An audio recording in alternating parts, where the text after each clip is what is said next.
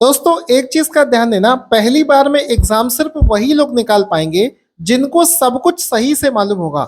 जैसे कि आप देख सकते हो, ये मेरे हाथ में 11 फरवरी 2024 को जो आरओ का एग्जाम हुआ था वो पेपर है, और इसको मैं डेली बेसिस पर डेली एनालिसिस करता हूँ।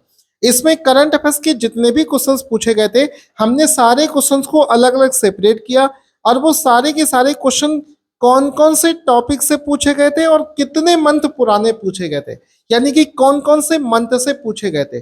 साथ ही साथ में आरओ के और पीसीएस के पिछले 5 वर्षों के पेपर में सेम टू सेम एनालिसिस हमने किया है, और उसके बाद में एक जो चीज निकल कर सामने आई है वो मैं आज आपको इस वीडियो में बताने वाला हूँ। पूरा वीडियो बड़े ध्यान से देख लेना, बहुत मेहनत से ये वीडियो बनता है। देखो, आपके मन में सवाल आता होगा कि सर हमने करंट अफेयर्स कहाँ से पढ़ना है और कितने मंथ पुराना करंट अफेयर्स हमको पढ़कर जाना है कि मेरे करंट अफेयर्स के पूरे क्वेश्चन सही हो जाए।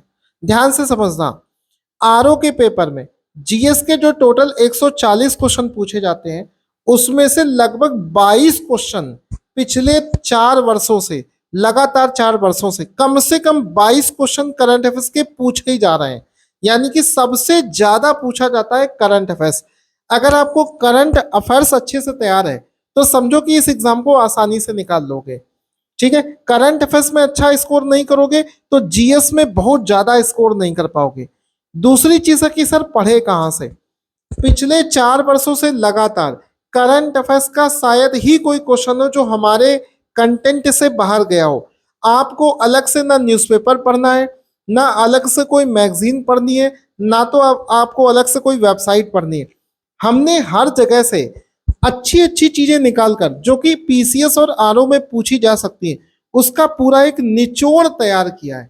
हम जो करंट अफेयर्स दे रहे हैं उसके अलावा आपको अलग से कुछ नहीं पढ़ना है। कुछ लोगों को सुना होगा कि करंट अफेयर्स हमेशा कम से कम 2 जगह से पढ़ना चाहिए, ये भी बिल्कुल गलत है। क्योंकि हमने 2 नहीं, कम से कम 6 अलग अलग सोर्सेस को कलेक्ट करके अपने करंट अफेयर्स को बनाया है। इस वजह से आप उस पर पूरा विश्वास कर सकते हो, एक सिंगल क्वेश्चन गलत नहीं होगा, और आपको ज्यादा पढ़ना भी नहीं पड़ेगा। बहुत कम पढ़कर भी आप एग्जाम में करंट अफेयर्स के सारे क्वेश्चंस कर लोगे। दूसरी चीज आती है कि सर जो करंट अफेयर्स के क्वेश्चंस पूछे गए थे उसके लिए कितने मंथ पुराना पढ़ना चाहिए। तो देखो, अगर आप लास्ट के 6 मंथ का पढ़कर जाओगे तो वो सबसे बेस्ट है।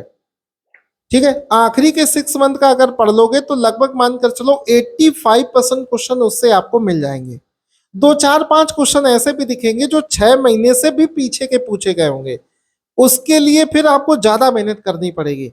तो अगर आपके पास में समय, पहले तो आखिरी के 6 मंथ तो आपको पूरा अच्छे से पढ़ना ही है। अगर आपके पास में समय बच रहा है तो कोशिश करो कि आखिरी के 8 महीने तक का पढ़कर जाओ। ठीक है, करंट अफेयर्स पढ़ना कितना है, अगर अगस्त के महीने में एग्जाम होता है तो सीधी सी बात है जनवरी 2024 से पढ़ना शुरू कर दो, वो सबसे बेस्ट तरीका है। ठीक है सर, 5 कौन कौन से ऐसे टॉपिक हैं जो बार बार पूछे जा रहे हैं, तो सुनो। Government scheme, awards, sports, appointment. ठीक है, और आपका अपॉइंटमेंट हो गया, और एक आपका हो गया रैंक और इंडेक्स। ये 5 ऐसे टॉपिक हैं जो सबसे ज्यादा पूछे जाते हैं जब करंट अफेयर्स को पढ़ोगे। हमने अपने करंट अफेयर्स को इसी वजह से टॉपिक वाइज बनाया है कि आप टॉपिक निकाल निकाल कर पढ़ लो, सब कुछ मत पढ़ो, टॉपिक निकाल लेंगे। ये 5 टॉपिक पहले पढ़ना है, फिर बचे हुए समय में जब सेकेंड राउंड लगाओगे तब बचे हुए समय में बचे हुए टॉपिक पढ़ लेना। टॉपिक छोड़कर कोई नहीं जाना है, लेकिन पहले ये 5 टॉपिक सारे मंथ के पढ़ लो, फिर बचे हुए समय में बचे हुए क्वेश्चंस को कर लो। ये सबसे अच्छा तरीका होता है। अब एक सवाल है सर, चूंकि इस बार री एग्जाम हो रहा है तो क्या सर पुराना करंट अफेयर्स भी पूछा जा सकता है? ऐसा कुछ नहीं है, पेपर नया बनाया जाएगा, सब कुछ नया मिलेगा। तो जिस समय एग्जाम होगा यानी कि अगस्त के महीने में, उसी समय का करंट अफेयर्स एग्जाम में पूछा जाएगा। तो ये चीजें आपको ध्यान देनी है, बाकी कुछ भी आपको परेशान नहीं होना है। Thank you so much. और इसके अलावा आरओ का हमारा बैच भी स्टार्ट हो चुका है। इस बार 97 क्वेश्चन हमने फंसाए थे। 100% गारंटी के साथ मैं कह रहा हूँ, जो लोग बैच लेके पढ़ेंगे फिर से ऐसा वीडियो बना के दिखाऊंगा, लगभग सारे क्वेश्चन आपको यहीं से मिलने हैं। जय हिंद।